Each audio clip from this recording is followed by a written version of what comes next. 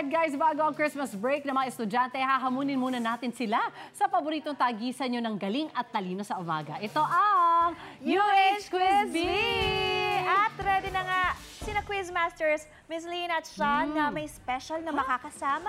Hoy, guys, sino yan? Bago yan ah. Unexpected ulit. Ay yes, sobrang cute na kasama namin dito today, di ba, no, Sean? Eto na nga, parang ready na siya mamigay. Santa, asa ka na ba? Santa, where are you? Hi, Santa! Shanta? Shanta. Shanta! Pakita natin si Shanta natin. Oh, yeah, there we go. Hi guys! Ako po si Shanta at ito po ang aking Christmas pamasko sa inyo. Yay! Ang cute, ang sweet, ang lambing niya. Gusto ko siya yakapin.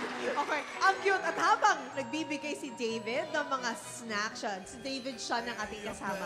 Habang namimigay sa atin si Shanta ng snacks sa audience, simulan natin kilalanin ang ating mga contestants today. Yes, tama ka dyan, Miss Lynn. Kaya kilalanin na natin ating unang contestant para sa tagisan ng talino natin this morning. Unang-una si Georgina Cariaga. First place siya sa tagisan ng talino at bronze medalist sa International Mathematical Olympiad sa Thailand. Ayan, madami siyang fans. At ang mga kalaban niya ngayong umaga, tawagin natin si Mark Arkin Cupido. Siya ay may Merit Awardee in Primary 3 sa Hong Kong Mathematical Olympiad Head Round. Oh. Yes. Ang ganda ng entrance niya, I have to say. Okay, and to monitor their answers, mga kasama rin natin, si Ma'am Jonely Aranzado. Marami rin fans si Ma'am. Never fails. Laging yung teacher yung biggest star. Oh, yes. At eto na, para naman sa ating mechanics. Ito lang mangyayari, kids. Paunahan lang sa pagbindot ng buzzer. And after namin basahin ang tanong at pag sinabi ko na yung go signal, pwede na kayong sumagot. Paunahan lang to. And kapag mali naman yung sagot nyo, may chance to steal ang kalaban. Okay ba yun? Para naman sa mga audience natin, lalabas sa ating LED wall ang ating questions para sa mga gustong sumabay.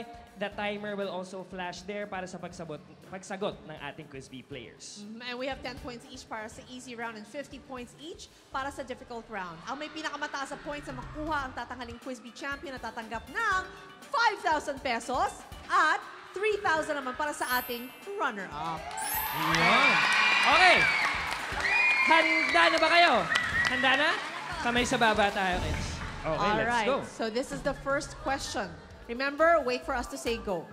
May 7 kontinente sa buong mundo. Saang kontinente matatagpuan ang Pilipinas? Go! Georgina. Asya po. Asya is correct! Okay, here's question number 2. Ulitin ko lang, wait for the go signal, ha? Ito, kaya-kaya nyo to, mathematics to. Sa mathematics, ano ang square root ng 225? Go! Mark. 15. 15 is correct. Yan ang kanilang strength, ang math. May pasayaw pa siya, oh. Oo nga eh. At ito naman sa science, guys. Kamay sa baba. Ano ang tawag sa proseso kung saan gumagawa ng sariling pagkain ng mga halaman? Go! Georgina? Photosynthesis. That is correct. Photosynthesis is correct. Okay, let's go to our 4th question. Ito naman, ang NBI ay isang ahensya na nasa ilalim ng Department of Justice at responsable sa pag-iimbestiga ng mga krimen. Ano ang ibig sabihin ng NBI? Go! Georgina. National Bureau of Investigation. Is correct. And our last question for the easy round. All right. Nanalo ang Pilipinas sa unang gintong medalya nito sa SEA Games mula sa larong Humsay. Anong bansa ang host ng SEA Games ngayong taon? Go! Georgina. Thailand. Thailand is correct! That concludes our easy round. Georgina is leading with 40 points habang si Mark pwede pang humabol with 10 points. Kaya-kaya pa yung humabol. Kaya ito na ang ating unang tanong sa ating difficult round. Kamay sa baba. Okay, so question is, ang presyo ng isang shirt ay 1,200. Kung merong 25% discount, magkano ang babayaran? Go! Mark. 900 po. 900 is correct! O, di ba nakahabol ka na kaagad, Mark? Habol na.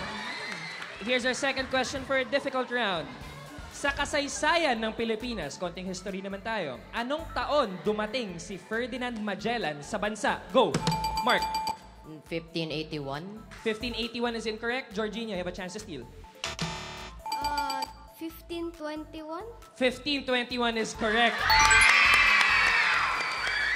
And here is our last question. Pwede pang humabol. Sa science, ano ang tawag sa uri ng energy na nakaibak sa isang bagay dahil sa posisyon o kondisyon nito? Go!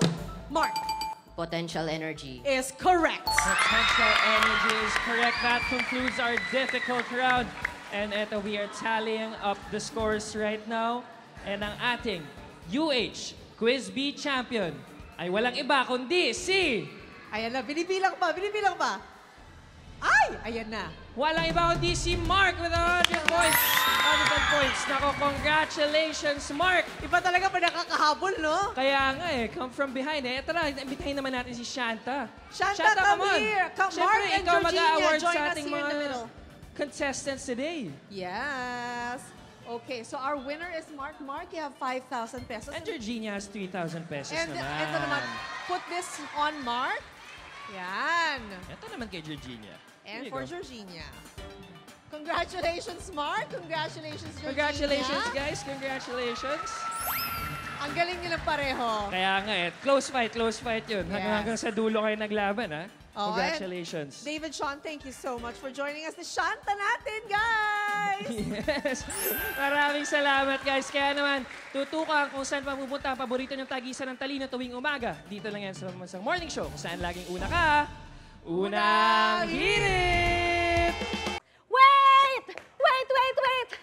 Wait lang! Huwag mo muna i-close. Mag-subscribe ka na muna sa GMA Public Affairs YouTube channel para lagi kang una sa mga latest kwento at balita.